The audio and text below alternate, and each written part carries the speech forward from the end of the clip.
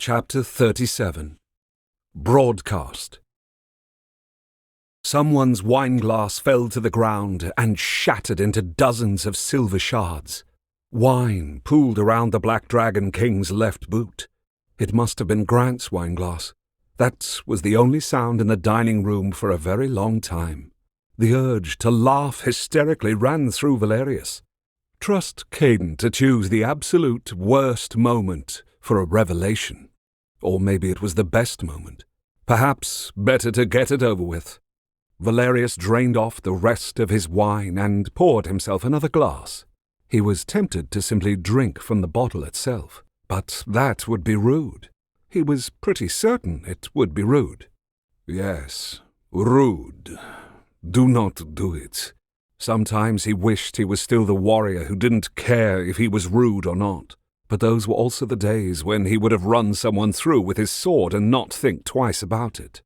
Red blood instead of red wine would have been pooling around his boot at the moment if they were back in those days. She only grabbed both his and her napkins to lean down and mop it up. He helpfully lifted his boot. The glance she shot him told him that lifting his boot had been the least he could do. He was the king.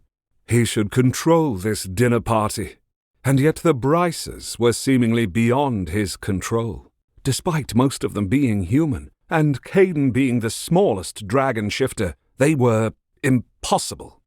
He felt her tap his boot with her shoe. She wanted him to speak, to explain, but the explanation was worse than what Caden had already said. It wasn't going to soothe the Bryces' minds that their son and brother were meant to be mated with another dragon. He could almost see Grant Bryce's reaction now. He might have to restrain the man, but perhaps they should have it out. Lies had a tendency to snowball, and if Caden had lied right then and there would have been bigger problems as the snowball grew and grew until it was the size of a mountain and came down and crushed everyone. So he supposed that he would have to use the word mate in front of the Bryces and watch as that just rolled over everyone too. Court, like flirt with you? Tilly broke the silence before he could. Her forehead was scrunched up as she tried to understand the undoubtedly old-fashioned word. Caden, who was reaching for the wine bottle from Valerius with a frantic flapping motion, let out a little choked cough as he answered his sister. Yes, I guess. This has never happened before among dragons, let alone to me, so I'm not really sure. The dragons will all wish to show Caden what they can offer him if he were to mate with them, Valerius found himself saying. The moment the word mate was uttered, both of Caden's parents shot to their feet like they had rockets attached to their rear ends. It seemed like everyone was talking at once then. But mates are a myth, Ellen Bryce said. This is some kind of sexual slavery, Grant cried. Will it be like the Bachelor show? Tilly asked. With a groan, Rose said, You don't make things easy, do you, Caden? This is so not my choice. Caden grabbed the wine bottle from Valerius and hugged it to his chest. Shione, tapping her chin, said, I suppose it's sort of like The Bachelor, in some ways, or maybe like a beauty contest. Though I doubt there will be a swimsuit competition. Maybe a flying one? Whoever has the best barrel rolls wins. What would the talent portion be? Tilly asked, leaning forward on the table, evidently getting into the beauty contest angle. Valerius almost would allow a beauty contest just to see Ilarion attempting to charm someone. Well, I won't be getting any of the dragons a rose, or choosing them over their interview answers on world peace. Caden downed his glass of wine. When he tipped the bottle to fill it again, only a few drops came out, and both he and Valerius groaned. Was there another bottle nearby? No. Blast it. Raziel, who had been resting up for a night of fun with Iolaire, cracked one red eye open. We should put an end to this. Tell them all that Caden and Iolaire are ours, and that any who set foot within our territory will be killed. Valerius blinked rapidly. You've definitely changed your mind about them. So have you. Raziel retorted. Caden is only 25 years old. You were younger than that when you took up your sword and went to war. That's not the same. You thought of yourself as a man then. You were a man then. So is Caden. He makes his own choices. You should stick to making yours. Raziel told him. You act as if I am using Caden's youth as an excuse not to make my own decision on whether we should mate with him. The black dragon spirit merely regarded him silently. Valerius swallowed. This decision is forever. If we were to mate with him, we would grow stronger, but also weaker. Yet Raziel did not seem upset by this idea. Instead, it seemed accepting of it. How can a man that's young make an immoral commitment? Valerius pressed. Are you worried about him regretting it? Or you regretting it? Raziel pointed out. Do not couch your uncertainty in terms of Caden or Iolair. Speak only for yourself, and be honest. Raziel said. We kissed once. How do you know if we are even compatible? He is like a bright ray of sunshine, while we are thunderclouds. If there are two people who were any less alike, it would be Caden and myself. Iolair is nothing like you either, Valerius pointed out. We complement each other. And with that, Raziel closed its eyes again and said nothing more. We complement each other. That phrase haunted Valerius at that moment. He and Caden did complement each other. While Caden desired to embrace the world, he wanted to keep it at arm's length. Caden thought the best of others while he was suspicious and distrusted most everyone. Then there was Caden's idealism compared to his jadedness. They did complement each other. Perhaps they would balance each other out. Now imagine me saying that to Caden's father. He would be like a wolverine protecting his cub. You guys don't have to worry about any of this, Caden told his parents, his head going from right to left to right again. I'm not going to mate with anybody. Valerius and I have already talked about it. Before or after the hug? Grant asked suspiciously. Huggate. Shione whispered into his ear. He did not crack a smile.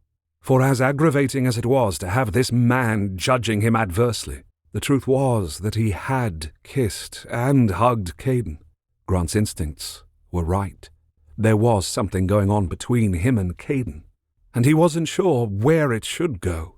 But the very idea of Caden being with anyone else was enough to want him to start to destroy things, to bellow, to spew fire, to tear the worlds asunder. You already know the truth. You just need to accept it, Raziel said, its eyes still closed. This mating thing was a surprise to Valerius too. He didn't even know dragons had mates until Raziel told him, Caden said. Valerius winced. He didn't want it to seem as if he was in the dark about what his own dragon spirit knew, but Caden had let it out of the bag, again with the impetuousness and belief that once people heard the truth, they would understand rather than making negative assumptions. But I don't understand. Ellen said as she turned to Shione for answers and not Valerius. Isn't the whole idea of fated mates just something that they have in movies, television shows, and books?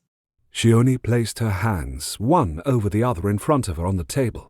I thought so as well. A romantic idea, but not the truth. There's more trouble in the werewolf clans because of this idea than anything else. But there has been no objective proof that fated mates exist. Until now. What does Iolair have to say about it all? Tilly asked Caden. Valerius froze. He was pretty sure that Raziel, though its eyes were closed, was very aware of this moment too. Iolair would have a say in this mating business. Caden blinked and looked a little uncomfortable. I really haven't asked. Iolair doesn't exactly talk. Raziel talks, but Iolera makes its feelings known through images, not in words. But that makes it easier. Ask Iolair which dragon it wants to mate with. Tilly sounded way too excited. It could even show you the color. Iolera's asleep, Tilly. Caden shut that down. When it wakes up. It would have to be both of their choices, Tilly. Rose said, with a gentle touch on the younger girl's shoulder. But I guess Iolair hasn't met any dragon other than Valerius, so I suppose Iolair might not know. Tilly looked crestfallen. You were staring daggers at a child, my king. Shione patted his shoulder. He quickly looked down at his empty wineglass. Did these people intend for him to become parched? Why haven't you asked Iolair about this, Caden? Ellen asked as she sank down into her chair. Because a lot has been going on, and we've been busy. Caden mumbled as he went red in the face again. You're afraid that Iolair has already made a decision? Rose guessed. More red in his face, and Valerius nearly crushed his empty wineglass. I have no idea. Another red-faced mumble from Caden. Iolair might not wish to say, or perhaps it has no opinion at the moment. We are in uncharted waters, which makes all of this even more difficult. Shione offered. But the other dragons have made up their mind to court my son if they're all coming here for that purpose, and not, as we all supposed, to contest Caden getting his own territory. Ellen said. The dragons are not necessarily coming here for a love match, Valerius said, spinning his wineglass. Oh, let me fill that for you. Ellen said and went over to the sideboard to get another bottle. I'll uncork it, dear, Grant offered, even as he was staring at Valerius with intense interest. I'm assuming that anyone who has 2 dragons in their territory would be a far more formidable threat. Iolair is not a fighter. That is not to say it could not aid in a fight, but it would likely not be a determining factor. Valerius explained. Not enough to overcome most of the dragon's desire to have their territory alone. No. Having a mate empowers the dragon, but also weakens them. Empowers and weakens them how? Grant was evidently going to hold the bottle of wine hostage until he answered. If I mate with somebody, they become stronger, but they will die if I die, and vice versa. Caden supplied helpfully. Valerius took the wine from Grant's hands and uncorked it himself. Something was bothering him about this. The lack of specificity as to the amount of power granted seemed to downplay the idea that any dragon would want to yoke themselves with the white dragon shifter, and the danger he brought being untrained. So why were the dragons truly racing here? And then, of course, he knew. He felt very stupid about it, but it was obvious. It was what Grant Bryce had been going on about since the beginning. Territory, he muttered. Oh, yes, of course. She only turned in her seat towards him. It would have to be because all the rest of it is so speculative, and none of the dragons is really romantic. Exactly. Valerius turned to Grant. They want that territory you're so keen to get, Caden. Grant blinked. But that's to secure Caden's future, not theirs. Dragons are highly territorial. Of course they would want more. Ellen said as she put a hand against her temple. So when they find out that I don't want any territory, they'll go away? Caden asked, hopefully. It will cause unrest. She only murmured. With Caden here, they will assume that you will exercise the right of territory, my king. Yet, that might be useful to keep the others in line, the sheer threat of it. Valerius nodded. But it will also put Caden in danger, because if he is gone, then the threat to their territory is gone. This makes things sound worse. Caden was staring at him with big eyes. It will be dealt with, Valerius said, trying to keep his tone gentle yet firm. But what should I do? The plaintive cry made Valerius reach across the table and take Caden's outstretched hand. I don't know what to do. Valerius felt as much as saw the Bryces looking at their linked hands and coming to their own conclusions. Nothing right now. We will discuss all of the options, but do not distress yourself. I will keep you safe. Valerius promised, with all the force and authority of his position and person. You like Caden. Tilly breathed. She had her hands up by her face, looking wide-eyed between him and his brother. Oh, it's just like in the stories. Tilly, I think you need to put your imagination to bed. Ellen told her sternly. Rose, you agree with me, don't you? Tilly cried as she looked over at the bee-shifter, who appeared like she wanted to vanish beneath the table. So Tilly turned to him again. Oh, King Valerius, you like my brother. Of course, I like Caden.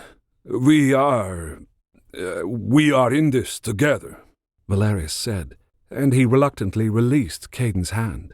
He still felt the memory of its heat against his palm. He had not looked at the young man when Tilly had spoken. He chanced to do so now as he poured himself more wine. The sappy smile on Caden's face had him pouring more wine. But we should eat. This meal looks delicious, and it's getting cold. She only said as she started to cut the roast into bite-sized pieces. Everyone turned to their plates, but not everyone looked terribly hungry. Valerius shoveled a piece of roast into his mouth, hoping that would discourage anyone from speaking to him. For a time, there was just the scrape of silverware over china. Grant was staring off into space, and Valerius could almost see the wheels in his brain turning. He had thought some things through, but not everything. Caden, are you going to share those tomatoes with the rest of us? Or are you hoarding them like dragon treasure? Rose asked. Caden was guarding the tomatoes. Tomato seeds were spilling down his chin as he had just stuffed a whole slice into his mouth and was chewing it with evident pleasure. His right arm was curled around the rest of the platter. They're mine now. I would have taken one before, but now they're mine, Caden told her. Can I have one? Tilly wheedled. I know you eat when you're upset, but No, I don't. I'm not. I mean, does anyone else see how this is all going to go south? Caden, his bright, beautiful dragon, was suddenly in the pit of despair. I can't keep this a secret. Jasper Hawes knows. He could call a press conference like now. People are going to find out that the white dragon shifter is the mate of one of the other dragons because they'll tell everyone, right? They aren't going to keep it a secret. Shione and Valerius shared a look. Caden was right. While Esme and a few of the others might keep their mouths shut, Arian wouldn't. May would likely make a production of it, Caden continued. People are going to wonder why Valerius was at Wally's and then is having dinner here tonight and draw the lines between the dots and... Actually, that is handled. Shione said, with a side-eyed glance at Valerius. The king was going to Wally's in order to arrange something very special in plush merchandise. Not more of those bloody stuffed dragons, he roared at her. Actually, it was to be a line of commemorative Sphinx plushies. She said with a cough. Oh, That's why you did it yourself, as a gift to honor me. how thoughtful of me. Indeed it is. That was when you just so happened to run into Caden, who told you about Jasper Hawes's plot, and that brought you here. She explained. You're having dinner with the Bryces because they asked you to after saving them from the terrorists. Nicely done. Valerius complimented her. It is quite well done. Ellen agreed. You really are keeping it all under wraps. Rose remarked. I do try. She only gave a humble bow of her head that wasn't humble at all. And he would be paying for it in plushies. He imagined the Sphinx stuffed animals would be all over High Reach, in corners, on stairs, in his bed. That makes me feel tons better. Thanks, Shione. Caden said with evident belief. But then his shoulders slumped. But that's only for today. What about tomorrow? The dragons are not going to give up territory. I could imagine them giving up on everything else but that. And Caden was right. It is merely another hurdle that we will get past. But I'm asking so much of you and giving you nothing in return. Caden cried. Are you asking nothing of my son? Grant's eyes bored into him. Dad, cut it out. Caden, this is serious. We need to know his intentions, Grant said. Intentions was as old-fashioned a word as court. If I had bad intentions, I would hardly tell you, Valerius replied dryly and gulped his wine. Grant leaned forward. He could see his son's intensity in him. Are you claiming to have no interest in Caden as your mate? Caden made a strangled sound. Dad! That's Caden's decision. We have not discussed if I am in the running. Your son, in fact, has been clear he wants no mate, Valerius answered, which was not really an answer. He could see Caden out of the corner of his eye. The young man was practically vibrating with tension. The question was, did Caden want him to throw his hat in the ring? We kissed. He heard Caden's faint voice. So, yes, he did. But what if it was only for now? There was no breaking up. This would be permanent. And what would Caden know about eternity? He had been alive for barely a quarter of a century. Let him live another few 100 years, perhaps 1,000, and then they would see. We need to have a discussion, Grant said. Me and you, and your Raven Shifter partners. You think I'm not as good an attorney as them because I'm human? Grant was nettled. That had been his intention, if he had been honest. Valerius, be nice. My dad's a great attorney, and you know that. Valerius is just trying to be a jerk, Dad, because you put him in a corner. Caden said. And that means, Dad, that you gotta back off. Valerius and I need to talk about stuff first, and then we'll talk to you and the other lawyers and Mom and stuff. And me too. Tilly protested. I'm part of this family. Oh, and Rose as well, because she's smart and you need her help. Your sister is wise, Rose said simply, with a quirked smile on her lips. Yeah, she's all right. Caden reached over and ruffled his sister's hair. At that moment, his cell phone buzzed against his thigh.